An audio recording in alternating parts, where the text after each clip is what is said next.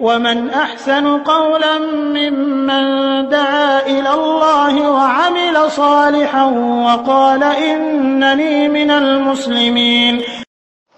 আসসালামু আলাইকুম ওয়া রাহমাতুল্লাহি ওয়া বারাকাতুহু। আমাদের একজন ভাই প্রশ্ন করেছেন যে উনি একজনকে বিয়ে করেছিলেন, তো উনি বিদেশে থাকেন, তো ওনার স্ত্রী ওনাকে তালাক পাঠিয়ে দিয়েছে, ওনার বাড়িতে দিয়ে চলে গেছে। তো এটি তালাক হয়েছে কিনা? জি না, এটি তালাক হয়নি। তালাক দেওয়ার অধিকার মেয়ে মানুষের হাতে দেওয়া হয়নি।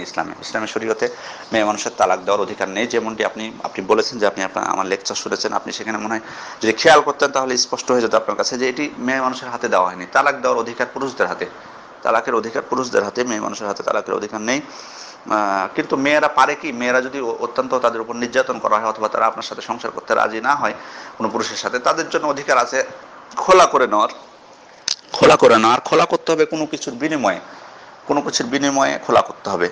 সেটা মোহর হোক, যে মোহর আপনি তাকে প্রদান করেছেন, অথবা অন্য কিছুর বিনিময়ে হোক, কোনো কিছুর বিনিময়ে হতে হবে এবং আপনাদের ঐক্যমতে পৌঁছাতে হবে। উভয় ঐক্যমতে পৌঁছবেন যে এটার বিনিময়ে আমি তোমাকে তালাক দিয়ে দিব। মেয়েদের হাতে তালাকের অধিকার নেই এবং এতে কোনো সন্দেহ নেই। তবে তারা খোলা করে নিতে পারে চাইলে, যেমন মহান আল্লাহ তাআলা পবিত্র কোরআনে বলেছেন যে ফাইন খেফতুম আল্লাহ ইউকিমা হুদুদাল্লাহ ফালা জুনাহা আলাইহিমা ফিমা ইফতাদাত বিহি। অর্থাৎ তারপর যদি তোমরা আশঙ্কা করো যে তারা আল্লাহর সীমারেখা রক্ষা করে চলতে পারবে না, তবে স্ত্রী কোনো কিছুরই বিনিময়ে নিষ্কৃতি পেতে চাইলে তাতে তাদের কোনো অপরাধ হবে না। তার মানে কোনো কিছুর বিনিময়ে তাকে নিষ্কৃতি পেতে চাইতে হবে। তারপর আপনি যদি রাজি হন যে হ্যাঁ ঠিক আছে, এটার উপর আমরা ঐক্যমত হলাম যে হ্যাঁ তুমি আমার মোহর ফেরত দিবা, অথবা আমাকে এটা দিবা, বা এত পরিমাণ টাকা দিবা, এত পরিমাণ স্বর্ণ দিবা বা কিছু, তাহলে আমি তোমাকে তালাক দিব। এটা হলে তখন আপনি তাকে তালাক দিয়ে দিবেন, এক তালাক, তারপর মুক্ত হয়ে যাবে। কিন্তু ও তালাক পাঠিয়ে দিবে, ওই তালাকের অধিকার মেয়েদেরকে দেওয়া হয়নি। এটি ইসলামী শরীয়ত অনুযায়ী তালাক হয়নি। এবং ও যদি এখন কারোর সাথে বিয়ে করে থাকে, এ বিয়েও বৈধ হয়নি। ও যদি কারোর সাথে বিয়ে করে থাকে, এ বিয়েও বৈধ হয়নি। এটা হারাম, স্পষ্ট। এটা আপনি জানিয়ে দেওয়ার চেষ্টা করবেন যে তার যদি বিয়ে হয়ে থাকে কারোর সাথে, এটি বিয়েও হবে না, কারণ তালাক হয়নি, তো আপনি তাকে তালাক দেননি এখনো।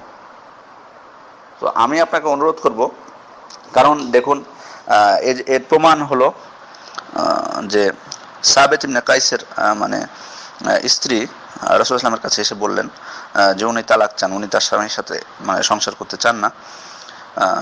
তখন রাসূলুল্লাহ সাল্লাল্লাহু আলাইহি ওয়াসাল্লাম তাকে বললেন আতারুদ্দিনা আলাইহি হাদিয়াতাহু, তুমি কি তোমাকে যে মোহর হিসেবে যে বাগানটা দিয়েছে তা তুমি কি তাকে ফিরিয়ে দিবা? তখন সাবিত ইবনে কাইসের স্ত্রী বললেন যে হ্যাঁ, তাকে আমি ফেরত দিব। তখন রাসূলুল্লাহ সাল্লাল্লাহু আলাইহি ওয়াসাল্লাম সাবিত ইবনে কাইসকে বললেন যে বাগানটি তুমি নিয়ে নাও এবং তাকে এক তালাক দিয়ে দাও।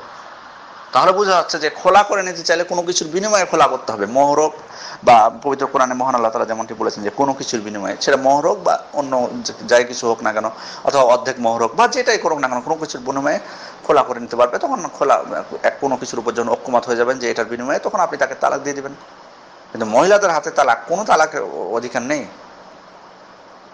এটি তালাক হয়নি। এখন আপনি যদি তাকে তালাক দিতে চান, আপনি তালাক দিয়ে দিতে পারেন। সে যেহেতু আপনার সাথে থাকতে চাচ্ছে না, আপনি তালাক দিয়ে দিতে পারেন। এবং আপনি যেভাবে ইচ্ছা, আপনাকে তো বিধান বলে দিলাম, এখন যেভাবে ইচ্ছা আপনি করতে পারেন। তবে ওই মহিলা যেহেতু আপনি তালাক দেননি আপনি বলছেন, সেহেতু ওই মহিলা যদি অন্য কারোর সাথে বিয়ে হয়ে থাকে, সে বিবাহ সঠিক হয়নি।